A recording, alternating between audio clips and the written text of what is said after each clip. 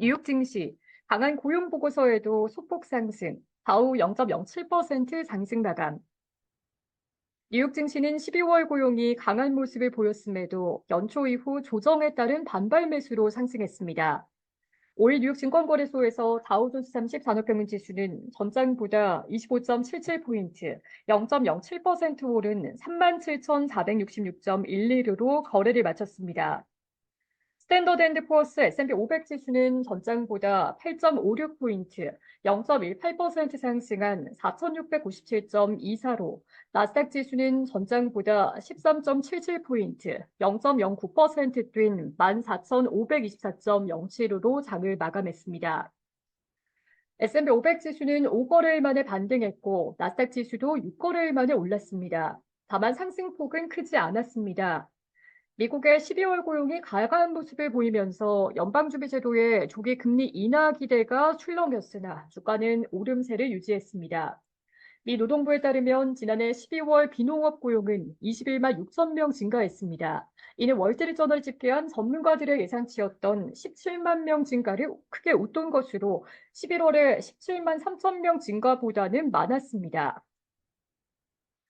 다만 11월과 10월의 수치가 총 7만 1,000명가량 하향 조정되면서 지난해 월 평균 고용은 22만 5천 명으로 2022년 월 39만 9천 명보다 줄어들었습니다. 임금 상승률도 전년 대비 4.1%로 예상치였던 3.9%를 웃돌았습니다. 고용보고서가 나온 직후 주가지수 선물은 하락하고 국채금리는 오름세를 보였습니다. 10년물 국채금리는 한때 4.1%까지 올랐습니다. 국채금리는 개장 후 하락세로 돌아섰다가 다시 반등하는 등 불안한 모습을 보였습니다. 2년물 국채금리는 마감 시점 전날보다 3bp가량 오른 4.41%를, 10년물 금리는 5bp가량 상승한 4.04%를 나타냈습니다.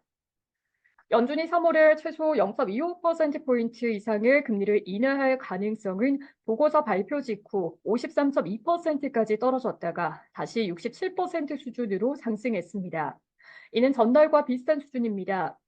시장 참가자들은 고용 보고서보다 다음 주 나오는 소비자 물가 지수 CPI를 더 지켜보자는 분위기로 돌아섰습니다. 그럼에도 대다수 전문가는 고용시장이 여전히 탄탄하다는 점에서 시장의 금리 인하 기대가 과도하다라고 지적했습니다. 또한 연준이 예상보다 더 늦게 금리를 인하할 가능성이 크며 고르지 못한 경제 지표로 인해 연준의 관망세가 길어질 수 있다는 전망도 나왔습니다.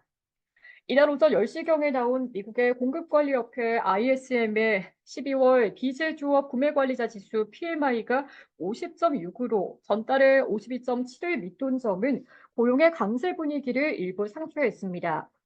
이날 수치는 월스트리트저널이 집계한 시장 예상치였던 52.5를 밑돌았습니다.